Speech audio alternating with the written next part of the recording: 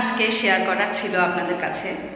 সেটা হচ্ছে বানেশ্বর মানেই সবাই জানে এটা মহাদেবের জায়গা, কারণ এখানে বানেশ্বর শিব মন্দির কোচবিহারের প্রায় প্রত্যেকেই জানে, প্রত্যেকটা মানুষই জানে। সেই অনেক রাজার আমলের মন্দির, অনেক বছর পুরনো বানেশ্বরের ঐতিহ্য।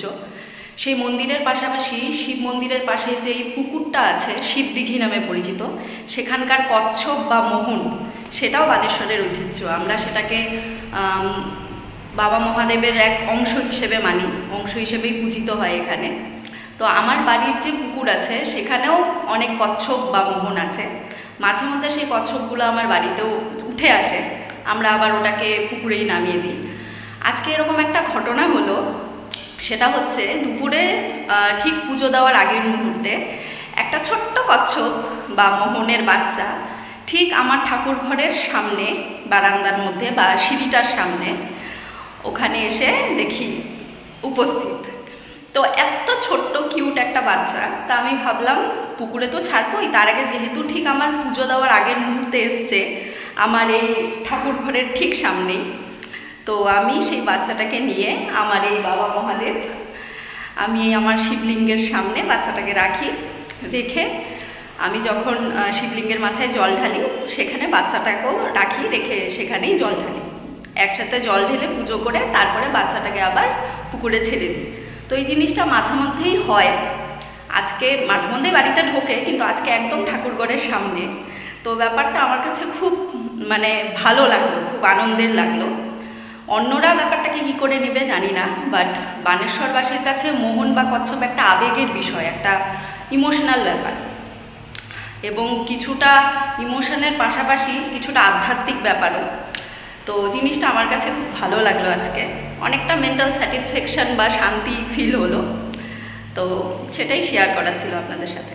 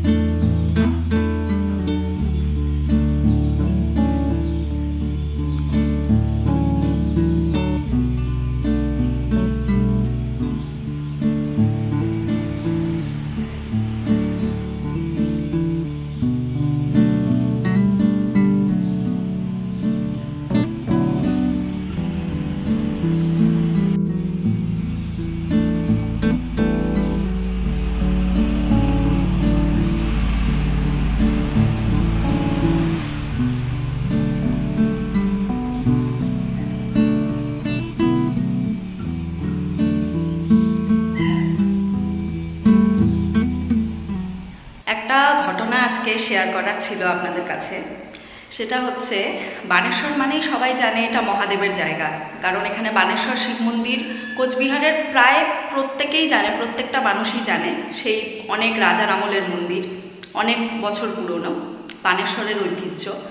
সেই মন্দিরের পাশাপাশি শিব মন্দিরের পাশে যেই পুকুরটা আছে, শিবদিঘি নামে পরিচিত, সেখানকার কচ্ছপ বা মোহন, সেটাও বানেশ্বরের ঐতিহ্য। আমরা সেটাকে বাবা মহাদেবের এক অংশ হিসেবে মানি, অংশ হিসেবেই পূজিত হয় এখানে।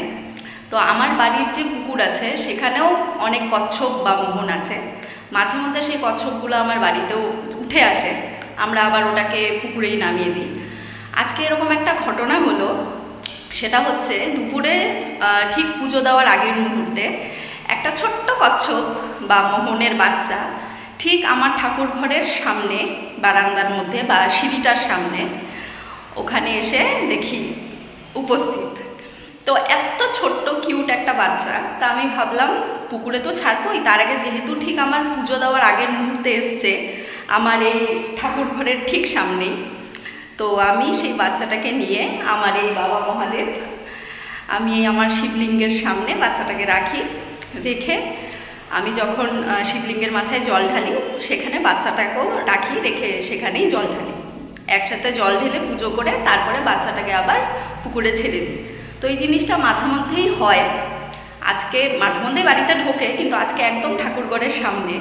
তো ব্যাপারটা আমার কাছে খুব ভালো লাগলো, খুব আনন্দের লাগলো।